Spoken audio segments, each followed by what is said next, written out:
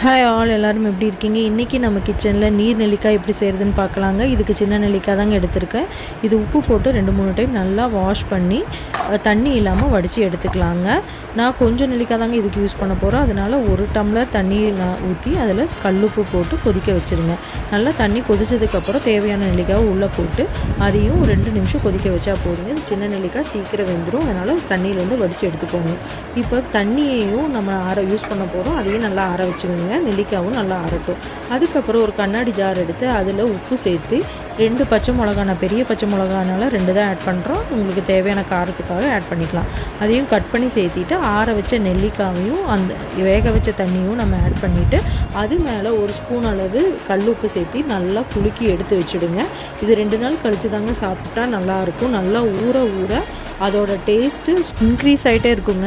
கண்டிப்பாக ட்ரை பண்ணி பாருங்கள். பிடிச்சிருந்தா லைக் பண்ணுங்கள், ஷேர் பண்ணுங்கள், சப்ஸ்கிரைப் பண்ணுங்கள்.